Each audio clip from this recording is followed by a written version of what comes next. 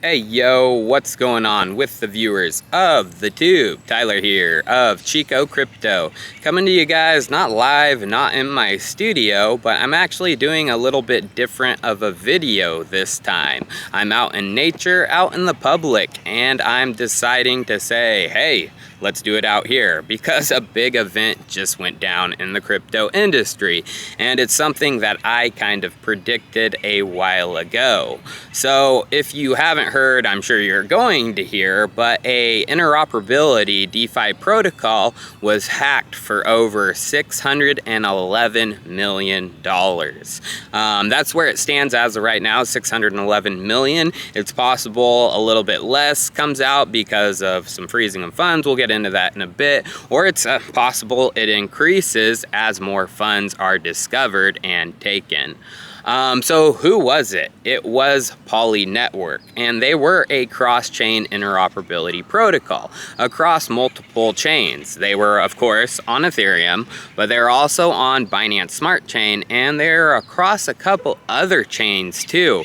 I'm not sure if funds got hacked from those chains like Ontology and Neo, but they were also on the blockchain service network, which is, China's government-backed blockchain. And that's very interesting, which we'll get into a second.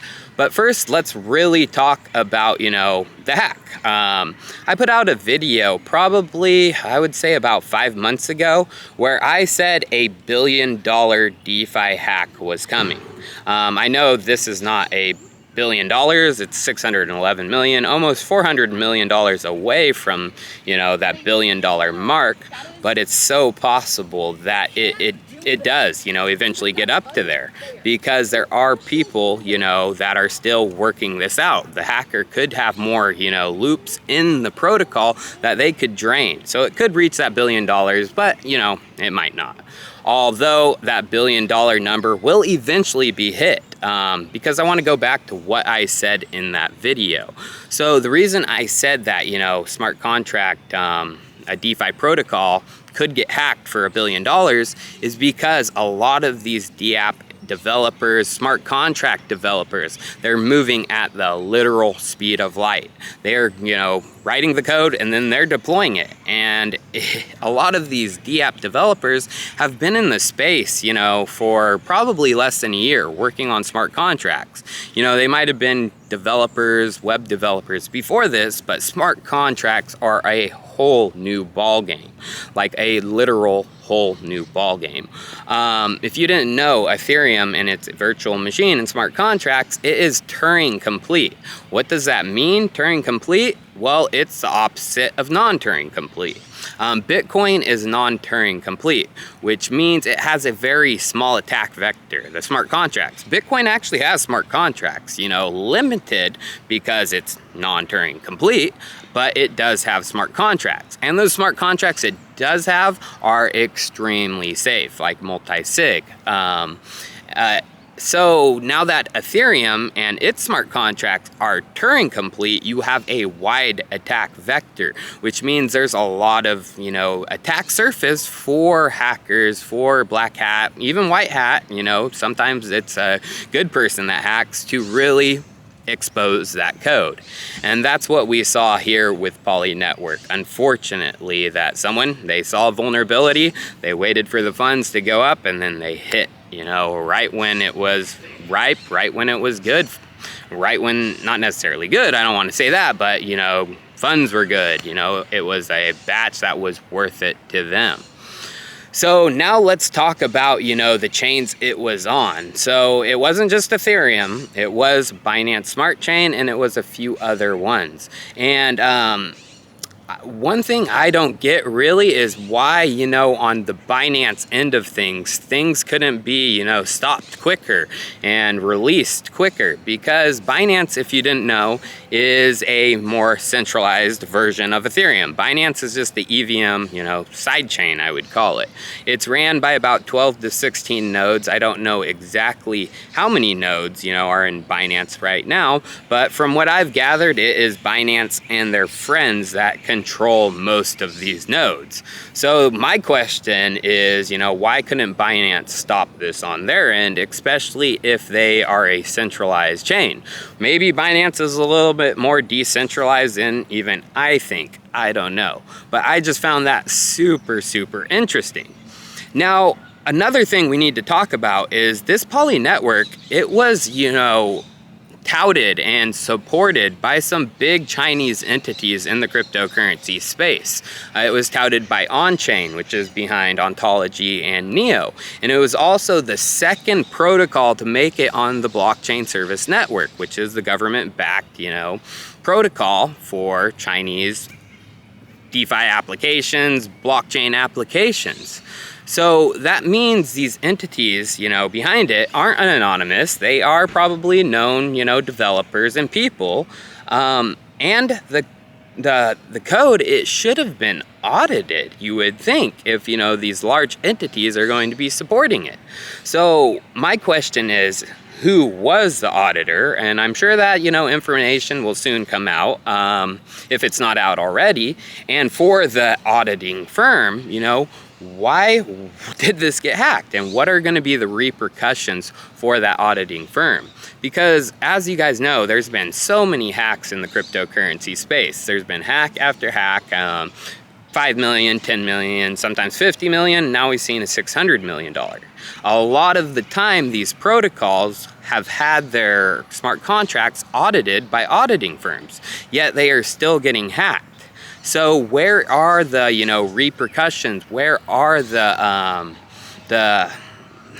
hey, what happened there? You shouldn't probably be auditing anymore. Why aren't we seeing that with the auditing firms?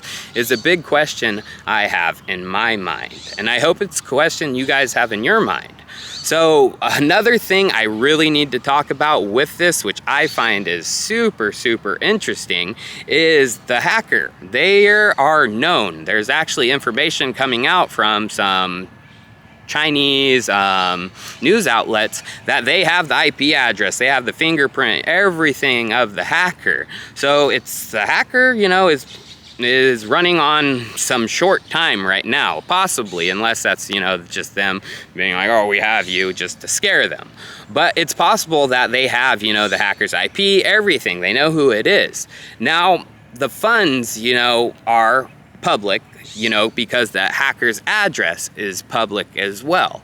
So there are actually people sending blockchain messages to the hacker's address and asking them for cryptocurrency. And the hacker has actually sent over 13 Ethereum to someone and just said, all right, I'll go send it to him.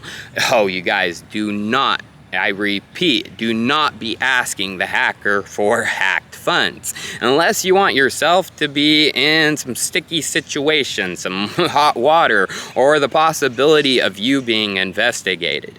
You do not want to be a part of this. The best thing, if you want to help is to really, if you are a part of this, to put forward information, if you're a smart contract, blockchain analysis person that can track funds, to help out. Because this is going to be bad for the industry, these hacks, you guys. The more that these large scale $100 million plus hacks happen, and eventually the $1 billion hack, like I've talked about, happens, the more regulators are going to want to try to control this. I mean, if you've seen what the SEC has been saying, regulators, those in Washington have been saying, a lot of this comes down to, protecting investors, protecting funds, protecting people. So if there's, not protection within our own industry, then we are going to have the regulators move in and move in swiftly. But there are, actually some self-policing going down within the crypto industry as of right now. So part of the hacked funds was actually stablecoins. And as you guys know, most stablecoins, the big ones in the industry, are centralized. Ooh, I almost got in water on me. But yeah, most stable coins are actually centralized in the industry. And Tether, there was over 33 million a part of this hack. And Tether actually froze 33 million to stop it. That looks good to regulators because it's like, oh, okay, maybe the crypto industry can police themselves, you know, maybe centralized stablecoins are the way. But that goes completely against the cryptocurrency ethos, as you guys know. We want decentralization. We want, you know, what code is law. There's a lot of people out there that say Ethereum isn't the true chain. Ethereum Classic is the true chain because code is law, and Ethereum got hacked like big time back during the DAO, and a lot of Ethereum would be gone, so they forked it, you know. But again, Ethereum went the other way and they reversed it, and everyone calls Ethereum the true chain. So again, this is a big, you know, topic that we need to really think about these hacks, because there are going to be bigger ones. There are going to be that $1 billion number, and if we don't stop them, regulators are going to move in. So what I asked from the industry, smart contract developers, protocols, left and right, do your due diligence, you know, test it out. Make sure the code is good before deploying, or we're going to have another one. Cheers. I'll see you next time.